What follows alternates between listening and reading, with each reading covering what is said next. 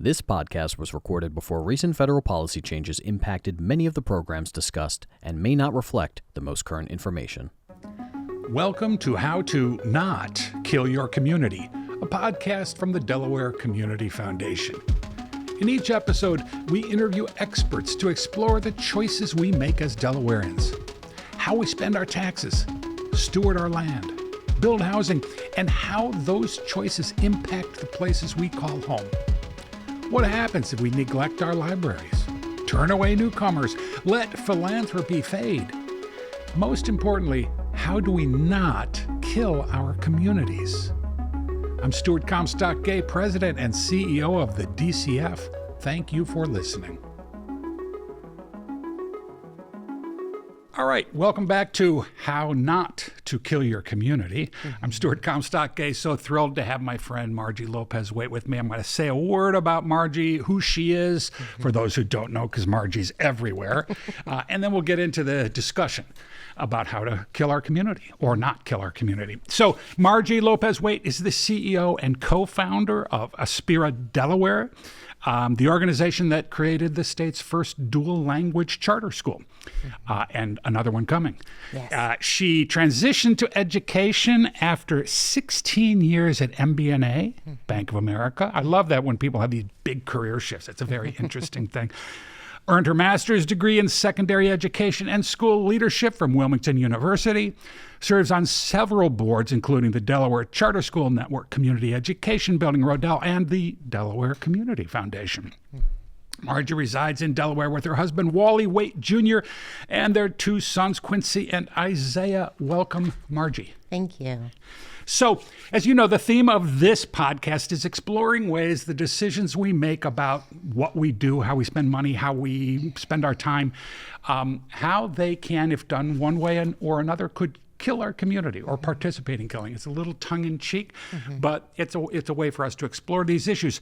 So, the political environment has changed since we first started talking about doing this podcast for this season, but I still would like to give you a chance to answer our original question. So what would happen if we ignored immigrants to our community, and why would it make our communities less successful?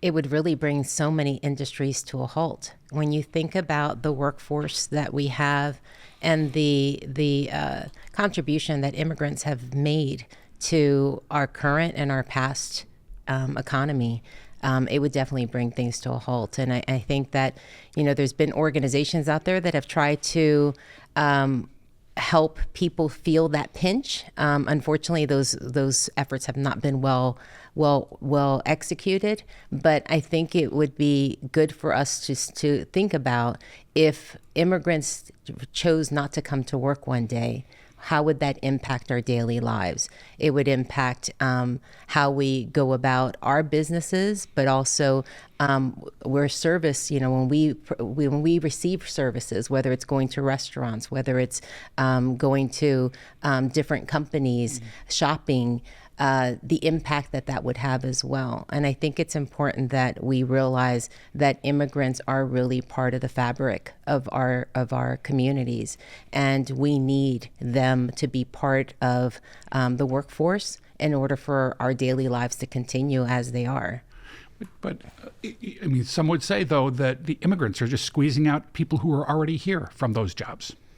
So if that was the case, then right now we wouldn't have, unemployment, right? All the jobs that we have available would be filled by Americans. However, we have seen over and over in the past and the present, and it will continue in the future, where we continue to have more jobs than we have people willing to work. And so that is the niche that the immigrant population really helps to fill. And so I don't really agree with that argument. I think that there's always going to be a need for immigrant workforce, because they come with the aspiration of the American dream. They come with a higher sense of gratitude and humbleness that allows them to see the opportunity that sometimes we as Americans don't see and tend to ignore. And they tend to have, that work ethic of they know that they've got to come in, they know that they have to, earn their keep. They got to earn their reputation, right? And so they're willing to take that extra step in order to do that. Yeah. So as it is now, people might also say, or have also said, and we're seeing certainly some of the federal administration proposals these days are that, well, these people didn't earn it. They don't deserve to be here. They're getting all these benefits, and why should they get it and not others? And they don't deserve it, period. One thing that I've shared with you before, years ago before COVID, around 2018-19, the Delaware Community Foundation had actually helped to fund this research that was done about Sussex County in our state. And what I still find very compelling about that information that was released is that it showed the other side of it, because that is the perception that immigrants are taking and not giving. But what they actually are is giving a whole lot more. Yeah. And they give a whole lot more because they do feed into the economy. And we were able to quantify that at DCF with that publication. In addition, that workforce is putting money into our Social Security system, which they're not going to benefit from, but we are. So to be able to look at the whole picture. So in any good relationship, there's got to be an equal balance of give and take. And immigrants are giving as much as they're receiving. And I think we need to see that full picture. I think we automatically ignore that piece of it. But if you take them out of the equation, you'll quickly see the impact that it would have on our state's economy, on our national economy, on Social Security. Yeah. And you can still find that report on our website. It's a great report. As you and I have talked about whether or not we need to reissue that and do that again.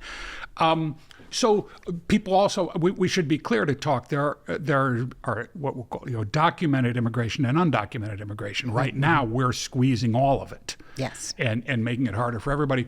One of the things that we know from the world is the birth rate in a lot of the Western democracies has been shrinking and is not replacing, right? Isn't it 2.2 people per person you need to have? And I think right now in the United States is 1.8 replacement, as it were. And in the countries that have that, those that shut down immigration are the ones that are really struggling. I mean, part of the challenge Russian economy has had for a long time is that they have not replaced. I think their birth rate is like 1.5 replacement, and they're saying we don't want anybody from outside, and that's caused a huge problem. Can you talk about that? Well, I've always loved history, right? I always said that when I went into education, I was going to become a history teacher. Instead, I became a Spanish teacher, but I integrated a lot of history.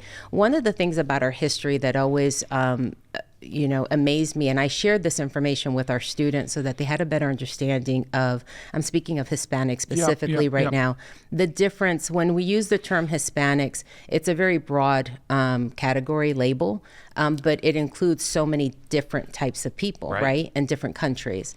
So when you look at like the Mexican history, there was a time, in our U.S. history that we couldn't fill all the jobs that we had, right? We needed people to come and work in our fields and to be able to harvest the crops. And so we started the Bracero program. So we allowed Mexicans to come over to fill those jobs. And we did that for an extended amount of time. And then machinery came around, right? So we were able to then replace people with more machinery. So we didn't need as many people picking the crops. Then we forced them back out. So and then if you look since then, we continue to have times in our history where we haven't been able to fill all the jobs in our country. So we have then activated the whole immigration program to fill that need. So we've pulled that lever back and forth to satisfy our needs, but yet then we try to criminalize the same individuals that we know met a need for us. And I think that's really hypocritical. And I think that's the part that really, frustrates me, because we want to have sort of selective memory, right? We want to only think about the negative, but we overlook the fact that our country was built on the backs of those immigrants, and our future is going to be built on their backs as well, because they're going to continue to fill a need. And if you think about immigration in this country, and who were the immigrants? You know, it's the Irish, it was the Russians, it was whoever over history, and they came in at different times because their countries were a mess. Came in, Correct. became part of this, and like fully part of the American culture. Sure. One of the things that is concerning is whether or not people in other countries are saying, and you know, not just people working on the farms, but professionals, and say, I don't know that it's safe for me to go there at all. And we're also seeing students not wanting to come to universities here because they don't feel safe here, and you certainly know those stories. So it does seem to me it's a problem that is we're going to be feeling this for a long time if we don't address it. Sure. At all different levels. I saw a recent story where some students from Columbia University, the graduate students, have chosen to leave. Yeah. And so that is, you know, those are individuals that were going to really be contributing to our country, had plans to stay here after school, and now they've left because of fear. So it's really at all levels when we think about the different levels of the workforce. We're not just talking about, you know, sometimes people just want to sort of categorize or stereotype immigrants as if they're only doing sort of the lower paying jobs. But immigrants, you know, help in all levels of our economy. So I'm also hearing that, I mean, we all are, we know about this, a cut in funding to support immigration for peoples who are being brought in through the formal processes. So people get to this country and then they're not getting the support from the various nonprofits. Is that something you're coming across? I mean, I see that, or I hear that a little bit more. I think for me, what I'm hearing is more of our undocumented population. The fact that within a family, you have a combination of U.S.-born citizens, you have a combination of undocumented, you may have some documented, you know, so a family is impacted in so many different ways, because there's somebody in that family that unfortunately is in the crosshairs right now, and it seems to be very specific to the undocumented. I mean, that's what the community is feeling right now. Although we're seeing, once again, Columbia University, a student that has been arrested, right? He's a documented immigrant. Married. Yes. And because of his political opinions and the fact that he protested, and, you know, he's being targeted. So it's those types of things that also then sort of add another level of fear. But I think the initial thought was it's the undocumented population. And, you know, I got to give a shout out to like ACLU and other organizations that have really done a good job of helping the community know their rights, to try to subside, you know, to bring down the temperature and help them with their fear. But now, every time you turn on the TV, there's another example of how that's going beyond just the undocumented population. So people hearing this, people involved, they say, well, what can we do? What can we do about this? How could we be helpful on this if we believe that it's important to support immigrants to our communities? What are the things we can effectively do to be part of a solution? I've had that question a lot, not just from adults, but from students, right? Which really touches my heart. And the best way that I could describe it is the way I describe it to my students is when you think about bullies, right? So we tell our students that to just witness bullying and not do something, say something, makes you just as guilty as the bully, right? So when students ask, what can I do to stop bullying? Well, you can help to be a voice, right? To, as opposed to laughing when a bully does something and encouraging that person, then say that's wrong, stop doing that, right? And I think that as adults, when we're involved in conversations about immigration and immigrants, when somebody comes with that negative perception and shares that negative narrative, I think it's important for us to stop, not be silent, because being silent means you agree, but to say, you know, with all due respect, but I disagree with what you're saying. And I think this is why I feel the way I feel.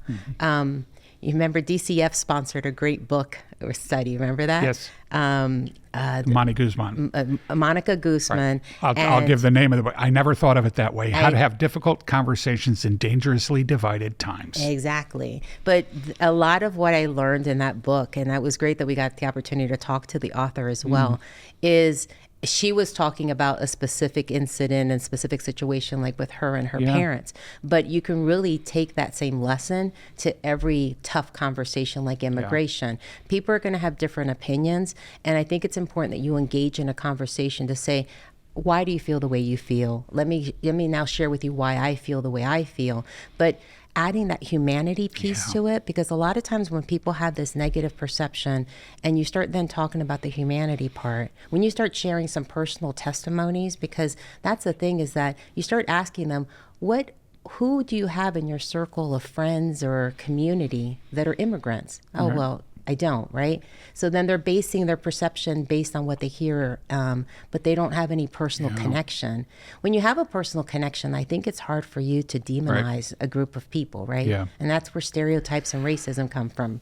So I think it's engaging in the conversation, not just saying, not shutting it down, but engaging in it and allowing them to share their opinion. You share yours, and hopefully by the end of that conversation, that person walks away with a better perspective or something to think about. Fear of the other. Yeah. If you don't understand or know the other, it doesn't mean you have to support everything.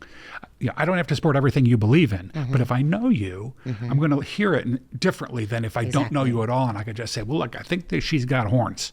And so I'd better stay away from her. And I do think that we're in a dangerous place where people are consolidating in groups, in tribal groups.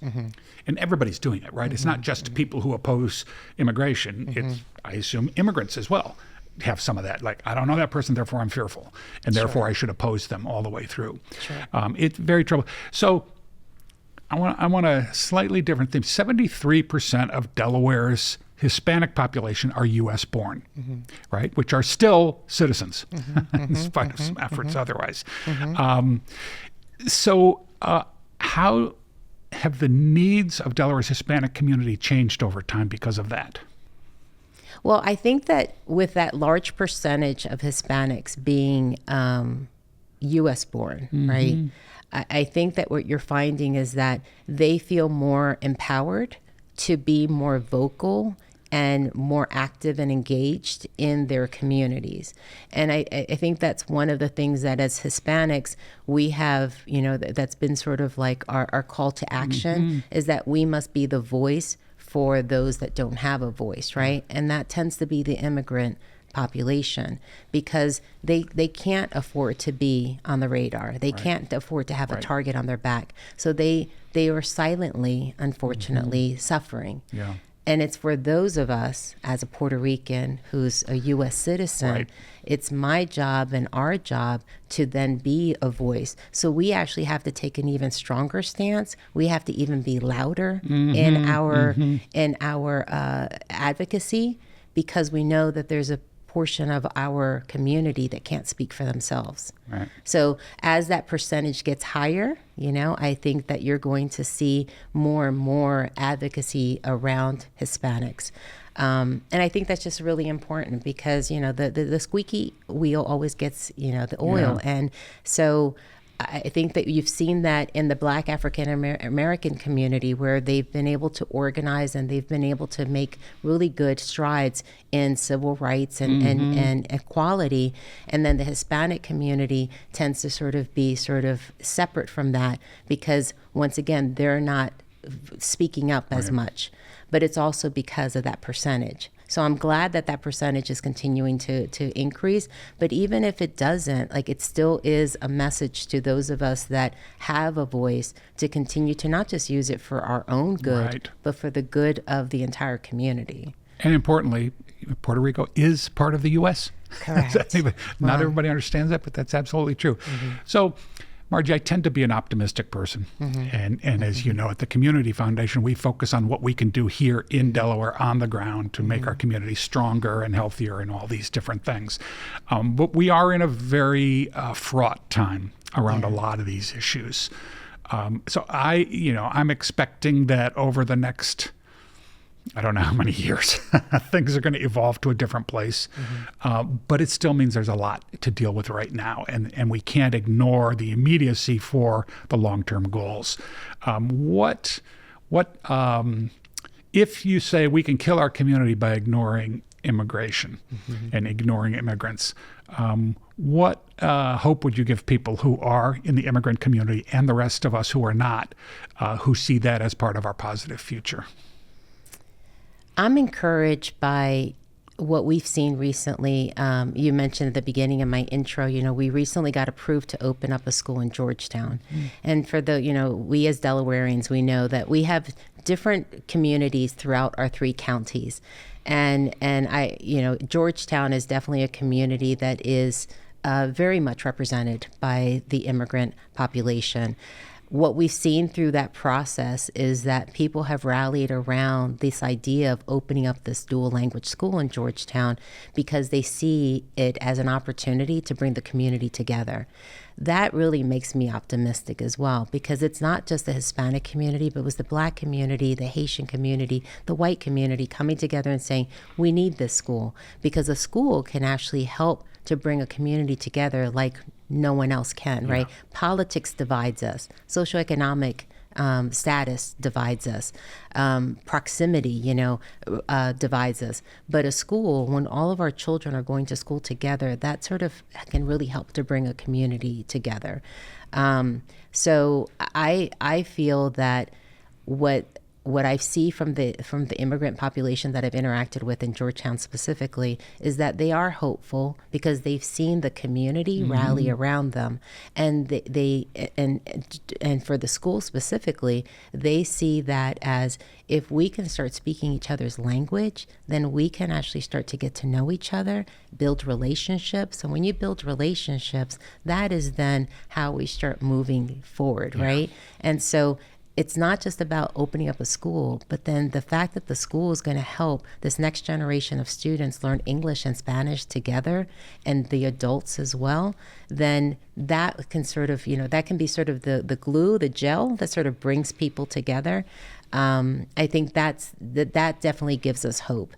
And doing that in more pockets, I think that it was important for the immigrant population to see and hear others in the community come out and rally around them. And I think it was perfect timing. Initially, it was knowing what was going on at the federal level. I wasn't sure how that was going to turn out for our application, but it actually turned out to be really good timing for the community to be able to come out and say, we need this school, and we need it for multiple reasons, but we need it because as a community, we need to come together.